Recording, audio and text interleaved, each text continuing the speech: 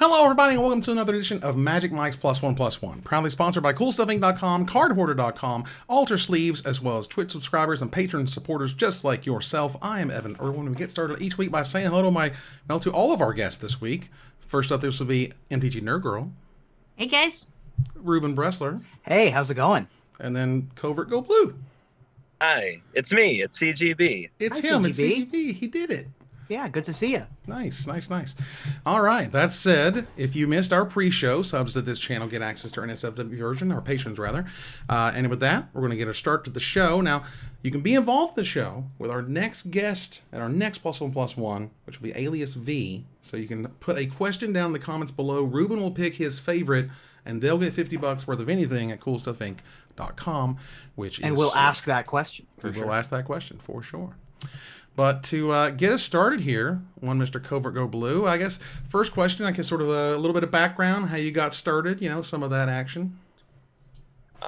Sure. So as far as like Magic goes, sure. Are we doing all the Magic, all the content, all the? Yeah. What's your origin story? That you can start. Whatever Evan just asked, decide what it means. You want to talk about your Magic origin, your content origin, where you're from? You grew up somewhere. I don't care. However you want to frame it.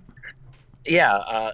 So I grew up in northern Michigan. I still live around northern Michigan. I live in Traverse City, Michigan now, and I grew up in a little town called Boyne Falls. That's where I went to school. Boyne Falls, Michigan, really tiny place. Had 20 people in my class, and it was a public school, so really small place. And discovered Magic at a scouting summer camp when I was about 12 years old, and really just like that was it. Like I kind of found the game for me at that point, and it was a part of my life ever since, although many times on many occasions I kind of had to sell my collection because life pushed me in different directions, but I always followed what was going on, whether it was Star City Games or the Pro Tour. I watched the coverage when Twitch became a thing. I watched the Magic show on YouTube for set reviews, if you can believe that. And then eventually I started making content for Magic Duels at first on my Xbox, and for Magic Arena when that launched and Duels was discontinued. And that's been I've been uploading videos that are Magic related on YouTube for a little over 5 years, I think, since day one from Arena. And I don't know. Here we are now. I'm a full-time content creator for the last about 3 years. Wow. I'm going to use my insider knowledge and give you a question that I know the answer to, but I think people will find it very interesting that ties in. So how did you come up with the name CovertGoBlue? I didn't. I went, there was just, I was playing in a duels tournament. There was a duels tournament organized by a forum called No Goblins Allowed, and the requirement for playing in it was that you had to stream. And all I knew about streaming was that there was this button on like my Xbox. I had an Xbox 360 with Kinect, I think it was, and there was a button that's like go live. And so I hit the button, and Xbox randomly generated a name. And I think it's based on how much I play Perfect Dark and the University of Michigan in NCAA football 2013. And the auto-generated name by the Lords of Microsoft was CovertGoBlue. And they're like, do you just want to use this when you go live? And I'm like, sure. I didn't know I was registering it on Twitch. I didn't know I'd ever be a streamer. And that's what it registered for me. I love that. It's very Childish Gambino. I was just gonna say that's how Childish Gambino got his name. Was a Wu-Tang Clan name generator. Mm-hmm. And I actually have one more question for you, because again, Okay. I'm going to cheat and be a good host here. I hear you have played competitive games outside of Magic. Do you have any competitive game stories you'd like to tell us that aren't Magic related? Obviously, you're talking about that time I did some like a celebrity Shadowverse tournament, right? No. I know what you're talking about. All right. So I rarely get away from Magic, but there was one other card game I found in the very early days, and I went to Origins in Columbus, Ohio, and found out they were having a tournament for it. So I just signed up. It turned out it was the national championships for that game. That game was the X-Files TCG. Wow. And my Dana Scully deck carried me all the way to the title of national champion. And the game was discontinued a week later. Shut down. So you're the reigning world The champion. reigning world of champion. Of X-Files. Unbelievable. Yeah. I love that. So what's that X-Files That's meta? just a fact. Well, yeah. Scully control. No Yes. win cons. No win cons. Okay, I'm done using my No, close that's friend great. insider knowledge. I have so many more questions now than when we started this podcast and this journey. I want to start with how I also learned magic, which was through Boy Scouts. I learned magic when I was 12 years old from two friends of mine named Chris and Alex. And I was over at their house and we were like, lighting firecrackers on fire or whatever 12-year-olds do. And they had a box. Alex had a box in his room that had like Mad magazines and baseball cards and other things 12-year-old and comic books and stuff like that, and then pulled out these two decks, and then Chris and Alex just started playing on the floor, and I was like, what the hell is that? They were like, this is a game called Magic, and I was immediately hooked and went home and found a store near me that sold Magic cards, and I definitely played in a lot of Magic tournaments and Magic pickup games at Boy Scout events, to the point where one of my Boy Scout troops banned Magic cards because they were taking up too much time and energy and attention, and people were not paying attention to Boy Scout things. But I think that is actually the origin for a lot of us young people who were 12, 13, whatever. And I definitely started in Boy Scouts. I agree. Yeah, I can definitely tell. But I think that that is just an interesting origin thing that I share with you. And I wanted to ask about your experience with Boy Scouts specifically. Mine was, I only ever became a first class scout. I never I earned 1 million merit badges. Like, I probably had the most merit badges in my troop, and I stayed in my troop until I was 18. I just had no interest in climbing the rank system. What was your Boy Scout experience like? Yeah, I made it to life, and I had done some planning and work on an Eagle project, but it didn't finish. It didn't work out. So, yeah, one of my regrets. I wish I could go back and do that again, but I turned 18 and didn't make it. But Boy Scouts was one of the first places where I felt like I started to gain confidence, because I certainly wasn't getting it at school. Things were not going particularly well at school, but at Scouts I was learning skills and I was good at things, and it really helped. And that's where I learned Magic too, and Magic kind of led it into that as well, where I found something that just clicked for me and that I was good at. So I'm very grateful for the program for that. Was there a time that you had, and this is, I don't know if it's the same for you, but at any point in time did you step away from Magic and come back to it? Oh, yeah. I think the first time I thought I was done with Magic is I had to go to college, and I sold my first collection for enough money that it would help me through that first year of college. Mm-hmm. And then I thought I was done, but it was a really fun story. I think I was in like my second year of college, and I was a month into dating the woman who's now my wife. And my friends from up north who knew me from Magic and from Scouts were driving south to play in a big tournament down in Detroit. And they asked if they could crash at my place. I was about an hour and a half north of there. And while they were crashing, they were like, it's sealed. It was the invasion. It was like a sealed invasion event. Mm-hmm. Or no, Odyssey. It was Odyssey. I would go to the invasion one after that. But no, the comeback one was Odyssey.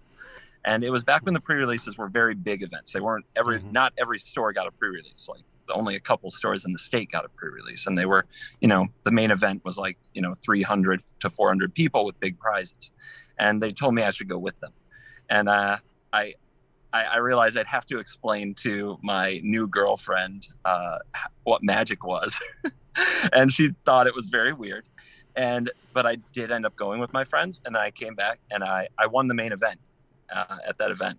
after being out of the game for 2 years. And it was one of the bigger events I had won at that point. So when I came back, I had 2 boxes of Odyssey, and I showed them to her, and I told her how much they were worth, because back then you couldn't buy stuff at the pre-release. You had to wait like another week or 2 before it actually went on sale. And I was like, we're going to go down to the card store and sell these. And she would tell me years later, she's like, yeah, I thought it was weird, but then when I saw that you won and that they were worth money, I thought it was cool. Yeah. And everything worked out. I love that. So you went down to Detroit. I assume this was in that RIW is where this event was at. Pandemonium. Oh, is it Pandemonium? Oh, okay. Yep. I would eventually attend a lot of RIW events when I lived in that area, but that wouldn't come for another like 3 or 4 years. I'm a little surprised I didn't run into you more in the Midwest PTQ scene in this case. Did you go to PTQs a lot? I tried to attend ones in Detroit, Toledo. That was, I couldn't get much further because Northern Michigan is a long ways away from Detroit, and then going further than that was very difficult. Yeah. I also didn't get many at-bats in the PTQ scene and things like that. I would go to like 2 or 3 a year, and you know, sometimes you scrub out. I won a regionals that was in Novi, Michigan. I happened to live in that area at the time. The last nationals I played was in Baltimore, Maryland. I was in Pro Tour 1. Wow. The very first one. My mom, I would find out years later, called us in, but at the time she told us that my sister and I were selected, you know, like a good mom should. That's amazing. Because to enter the first Pro Tour, you had to call in and register. Mm-hmm. Yeah, well, my mom, but your mom called in and registered us. Yeah. Amazing. Yeah. Well, do you remember what you played at the first Pro Tour? We don't want to talk about that. No? Okay. I mean, everybody's deck at the first Pro Tour was embarrassing. Everyone's. I had the right color. I had black. Okay. Because Dark Ritual Hypnotic Spectre was busted. And Double Dark Ritual Singer Vampire was even better to me, but I was wrong about that. No, it was black and white. Let me put it this way. In the 75, I had both Crusade and Bad Moon. Oh, perfect. Listen, we did what we could to get by back in the day. But I played Jockle Hops in my first big event. That it was around that very same time. And all of my opponents just went, you know, like turn 1, Dark Ritual Necropotence. And that went, you know, 6 games in a row. And that's how I lost. Yeah, my sister played Jockle Hops at Pro Tour 1. Yeah. Mm-hmm. Jockle Hops Gargoyle. Yeah, man, that was crazy. Good. I feel like a magic baby. Well, I mean, it is interesting having this conversation with you because I didn't register that you were this old of a player. Like I only recently heard of you, relatively recently, you know, last couple of years, and you've been making Magic content for 5 years or so, but you've to me, and this is the case with everyone who, you know, it takes 10 years to become an overnight success, right? Is the saying. And so it's very fascinating for me to hear that you're an older player than I am. You know, because I only started playing in Exodus, which is an eternity ago, but you know, I've been making content a long time, partially because I have a huge ego. But you sort of stumbled upon it by accident, thanks to this tournament and your Xbox, but you started in Magic Duels? How did that come about? Magic Duels content creation. Yeah, Magic Duels content creation. So I played the beta of Magic Online when it was free. Like I am that much of a dinosaur, and I drafted the crap out of it, but I noticed I just never had fun playing Magic Online. I just can't, I don't know. It doesn't feel close to Magic. Like I find myself just zoning out while I'm playing it. Like I get bored myself. So I'm really sorry. I know some people really love Magic Online. It just didn't stick for me. And I played it a lot. But you know, it was a very fun experience, and I got away from it. And how did I find Magic Duels? I'm trying to remember, but basically I didn't have any paper cards at this point. I had sold all of them. And I don't know, I kept on thinking that there has to be like this fun digital way to play the game. And maybe it was watching a Pro Tour, because this whole time, even with no cards, not playing myself. I was watching like SCGs and Pro Tours, and there must have been like an ad on one of the Pro Tours for Magic Duels for the Xbox, and I had one of those. So I downloaded it, I played it. I was like, okay, it's not complete Magic. There aren't upkeeps. There's a weird little like timer bar that makes you make your decisions fast, but it feels more magical to me than Magic Online somehow, because there were graphics and like the cards like flew around and you turn things sideways and they went in, a red zone appeared and they went into the red zone, and it was Magic enough that on my weekends or when I wanted my chill time, I could power up Magic Duels on my Xbox. I could turn on my TV like a Pro Tour, and I could play some games and I don't know, feel a connection to this thing that at one point I would have called my whole life. So it was like a nostalgia act for me. Mine's actually a little bit similar. So I started streaming Hearthstone, but I was playing competitive Magic, but I hated MTGO. So even though I was using Moto to play test and practice and get a bunch of reps in with decks and limited formats before going to an event, I would do that, but I had no desire to stream Moto because it was a necessity. It wasn't something I enjoyed, and I wanted to stream something I enjoyed. So I actually just played Hearthstone, even though I thought it was a weaker game. The other alternative was Moto, and it sounds like you did something very similar with Duels. Yeah, basically it was that. And then I did find out that there was like a forum where people who played Duels, mostly new players, got together to try to share ideas of how to do better. So I had a lot of experience with Magic, and I just started sharing my ideas. I started writing a blog I called Duels Diaries, where just once a week I would dump a few hundred words about Magic Duels ideas that I thought were good. And that was where I first started getting like people interested. So when I did stream, like people came to watch. So it was pretty cool. Now, Wow. Duels is really unique because up to this point, as of this recording, there is no multiplayer in Arena. There's just 1v1. Now, Duels, you could have like 4-player multiplayer. Is that right? If I remember correctly. They had Two-Headed Giant, which you could play with up to 3 other humans online, and they had Plane Chase, 4-player game. Yeah, they built that into Duels, so it is possible. And that Duels had a lot of other limitations and issues, and like people made fun of like the programming of Duels, but they figured out how to get 4 players into a game of Magic on the internet and on their clients. So when people say that it would be impossible to play Commander on Arena, I always point to that.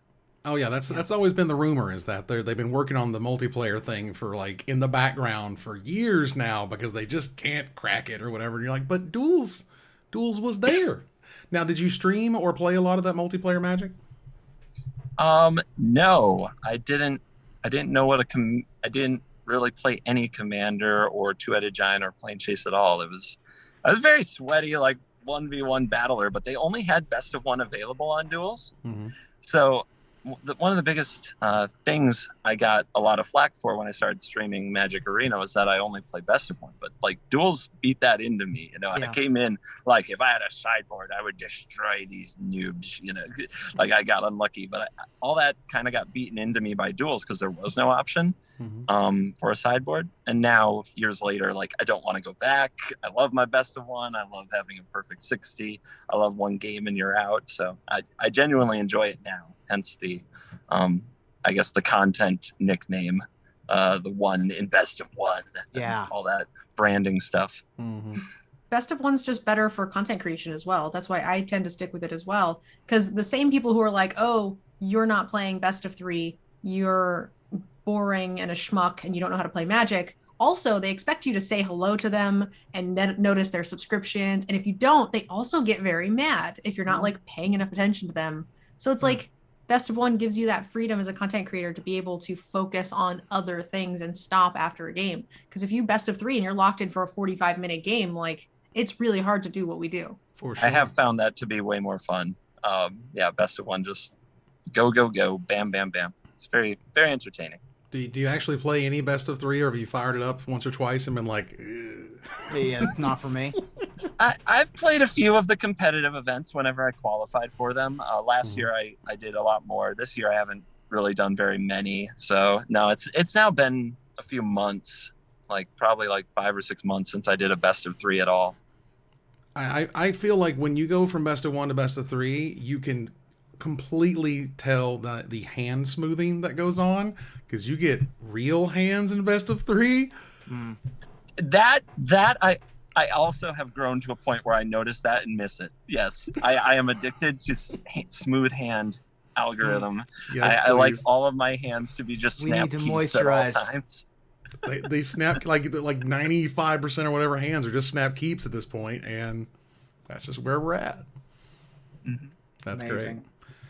Now, I primarily know you personally because I met you maybe once or twice, probably outside of this, but I know you mostly from our game of Furnished Caves and Reptile Arsonists, which is what I like to call Dungeons and Dragons.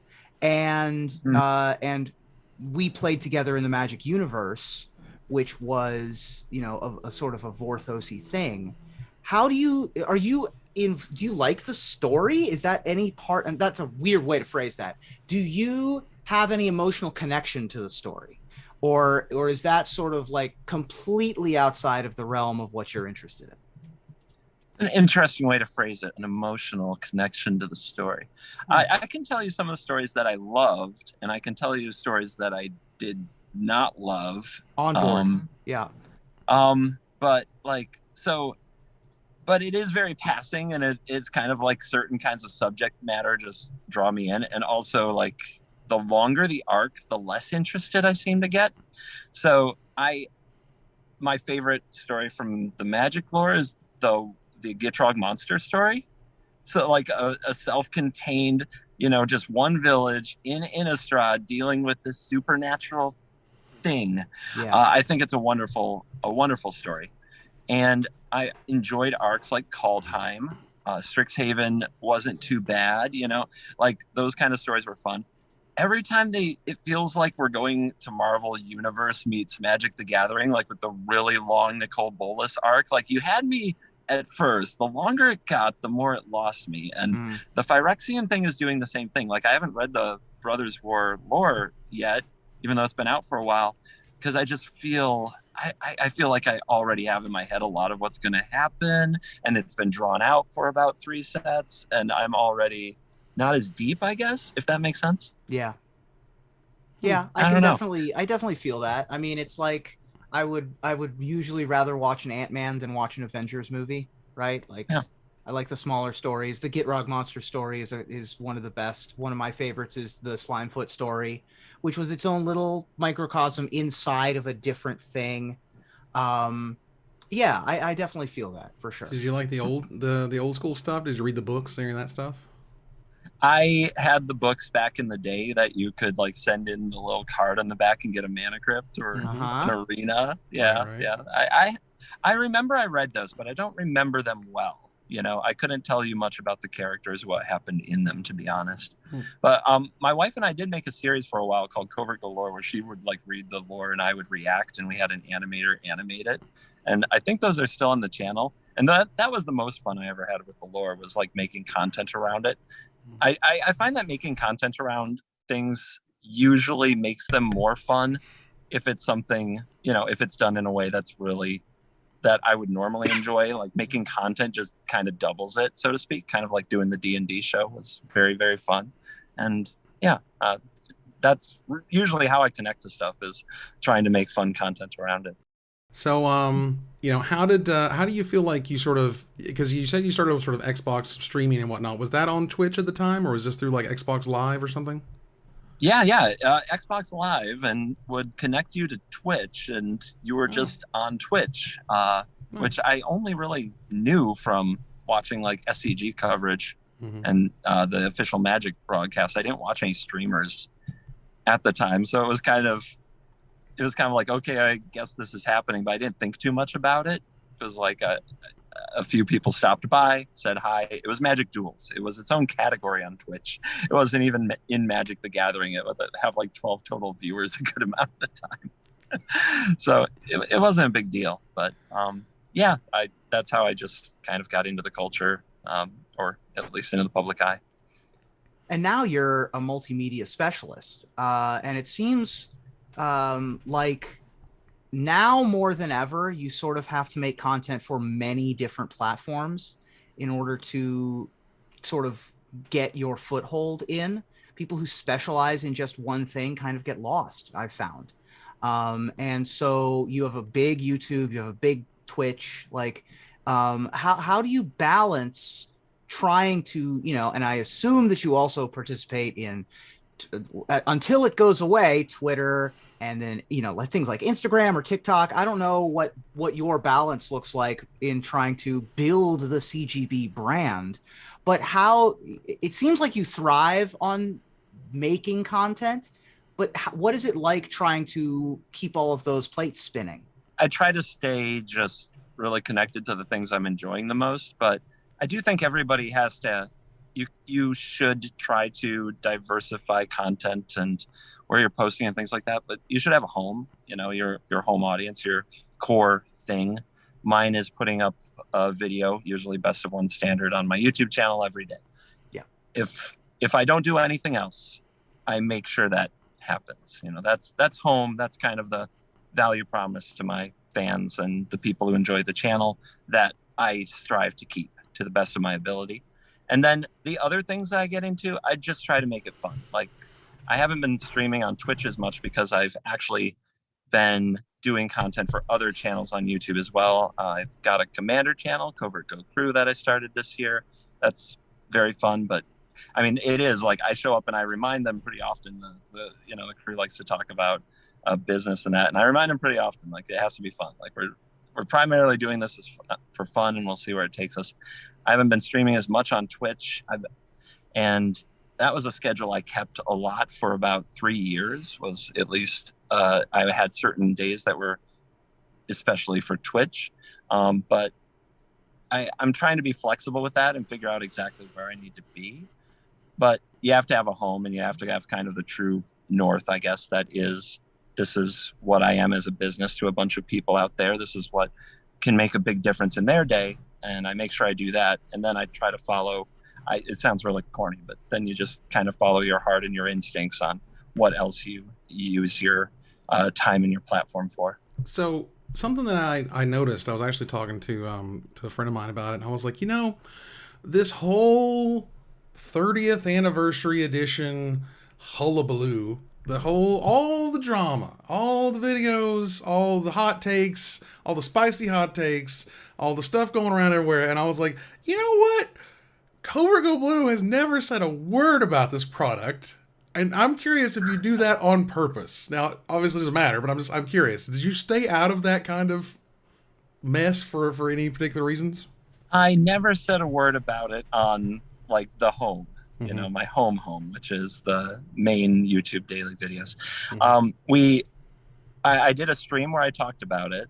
Like, I watched the video and we did the reaction content about it. I also had a 30th anniversary booster pack opening as a part of one of my Commander videos. That was an interesting experience. We rule zeroed in that if somebody had a card that said search your library, they could sub it with Booster Tutor for a Magic 30 booster and select a card from a freshly opened booster pack, which people did not like. But I did talk about in the intro that I received these when I attended Magic 30 in a swag bag. I was trying to find something fun I could do with my friends and that, that's where that's what I did with that.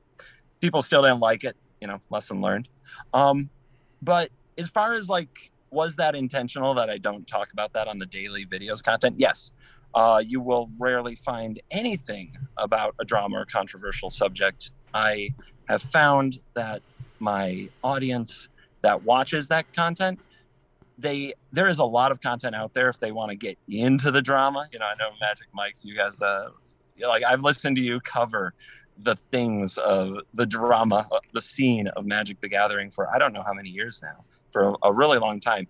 And I know exactly what I'm going to get when I go to Magic Mike's, that if there's something going on, we're going to talk about. Evan and Ruben are going to talk about, right? And we're good. We're diving in. And I don't know how many years it's been, but it's been like over 5 years, I think I've been listening to the show. And on my channel, I assume that people, if they wanted to talk about that, There's a lot of places they can go. Here, they probably just want to be able to dive into a game and forget all the other stuff that's going on. Mm-hmm. You know, no matter who they are or what they do in their day to day, they're just trying to get through it, you know, like everybody else. And if I can get them to relax and kind of immerse themselves in the game, the deck we're playing, or whatever battle we're in, and give them like 30 minutes to an hour away from that, then that I feel like that's part of the brand, so to speak, at this point, that they can get all the opinions on that from all kinds of places that are really good at that. Here, we're going to play this deck and we're going to have fun. Very nice. Boring. It sounds boring when I put it down. No, I mean, it's a strat. No. It really is. Sometimes you want very effective. a Magic Mike's experience, and sometimes you want a CGB experience. You don't, you know, you can't have each one all the time. Like, you kind of want both. You need both. And if you got gameplay and a daily video from Magic Mike's, that would feel weird, just like the other way around. So I totally get you. Everybody has their sort of like their niche, and like some content creators thrive on being critical and having opinions. I would point to Pleasant Kenobi, and that's not a bad thing, but like that's their content, is the opinions, versus I feel like CovertGoBlue is the gameplay. And when people go there, that's what they like to see, and they're there because that's what attracted them in the first place. And I don't like the phrase "stay in your lane," but like I also don't think there's anything wrong with doing so. I think it helps to grow your brand and gives your viewers something nice that they can rely on each and every day. And, you know, when you try to, you know, there's other outlets, you know, that aren't your main channel or whatever. We have a pre-show or whatever. I talk about stuff that I care about that isn't in Magic. You know, we all do. So there's that. The other thing going on, at least at the very moment, is Dominaria Remastered. How do you feel about remastered sets and things happening? Yeah, I tried to stream earlier today. I had to end it because of, I don't know what's going on with my internet today, and I really hope it's better tomorrow. But I got right to the end of Weekly MTG with Blake revealing the Dominaria Remastered before like my internet cut out, and I restarted 3 times and then called it. Anyway, so these sets, like you have to kind of figure out your why with any kind of purchase. Like the very first thing people want to hear from me is this worth purchasing? Should I purchase this? I want somebody to tell them, you know, is this right for me? And I always disappoint them because I always say, I don't know. I don't know what you enjoy out of like Magic. There are a lot of people with a lot like extra money that they want to use on something. Some of them enjoy collecting cool shiny cards. Some of them specifically want that borderless vampiric tutor. Some of them want old frame everything. Some of them just want to open packs. They don't, it's not that they don't care what's inside, but just any kind of a chase thing inside makes them feel good opening packs. And it's their money. If they, hopefully they're not driving up on a credit card bill for their sake. I'll tell anybody that would be a bad idea, but hopefully it's their money that they earn. It's their choice if they want to buy a set and what they get out of it. I usually collect the sets. I enjoy it. I usually try to get like a foil of every card in the set. And if I can do that, it's like really fun. I don't know why particularly. I don't view it as investing. It's just something that makes me feel connected to the product. So Dominaria Remastered, I'm probably going to get at least a good amount of the cards, but like you have to have a why. I tell everybody, you just have to have a why, like something that's important enough to you to make it worth it. And if it's not, like, you don't have to. That's the other part, is like people can get addicted to this kind of process. And if you can't identify the why, if it's not bringing you happiness, if it's not making you happy, it's supposed to, and you probably shouldn't engage with it if it can't make you happy. Those are always tough questions. Should I buy this? What format should I play? What packs should I buy on Arena? I get that a lot, and I think you and I, CGB, both come from how do you like to play Magic? What is your why? And I think people come to us expecting just the economy answer, Like, are the cards, is my EV very high in this set? And that's not something you and I really care about. The number one question being like, which pack should I buy? And I'm like, well, are you trying to play standard? Are you trying to play historic? Like, this is not a yes, no answer for every specific product for every single person. Those have a lot to do with your personal preferences. And I think people have a hard time figuring out what those preferences are, and they kind of want us to tell them, which is really weird. Yeah, it is really weird. That's why if I had to do like the should you buy this or should you buy that YouTube content, I think I'd absolutely fail, because I can't not give like instead of the one sentence answer, I always want to like interview them and learn everything about them to make such a recommendation. And I know I can't. Mm-hmm. All right. Well, the kind of the final bit here we do for the show is we turn the corner here to the fundamental turn. This will be a series of, as quickly as we can based on your connection, but a sort of series of quick fire. Just tell us right off the top of your head what you think would come to mind when I ask you the question. The first one is a little bit more of a longer one, however, which is, what would you change if you were in charge of Magic? Ooh. Oh no, that's a really hard one. Of course it is. Oh geez. Okay, what would I change? Okay, it's selfish. I'm not going to pretend it's for the good of the game. Selfish. I haven't researched what is and isn't good for the game. Just the reserve list. I want to own some of those cool cards I owned when I was a kid and I can't afford to. Like I would really like to not have a proxied Mox Jet like I did when I had a real Mox Jet as a kid. I sold it to pay for college. I would like to have that back, but I can't afford to spend that kind of money. But so the reserve list is silly, and I'd be okay if it was gone. Fair enough. That's a good answer. All right, so here we go. Old border or new border? Old border. Favorite set? Ice Age. Favorite mechanic?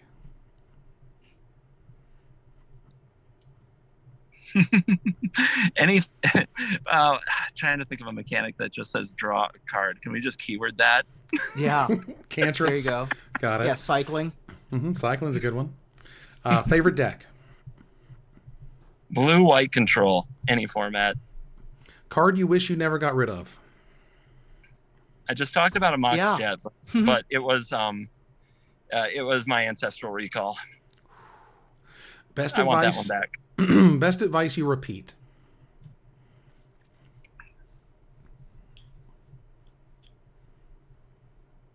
Try to build an audience. Try to find a place where you can provide a unique kind of advice or something helpful to other people to build an audience. Don't try to do what everybody else does. What do people get wrong about you?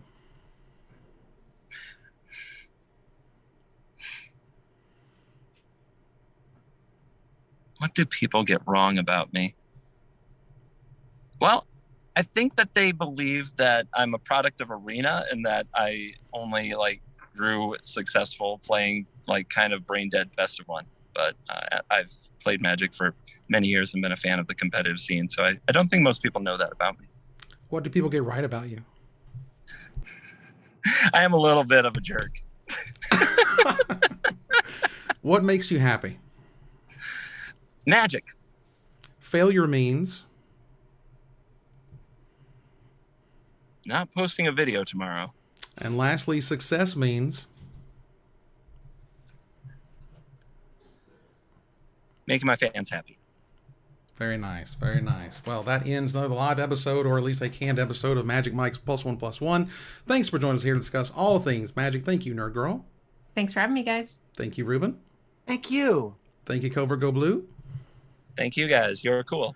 Absolutely. Yeah, this was great. As we finish out here, CovertGoBlue, please tell people where they can find you.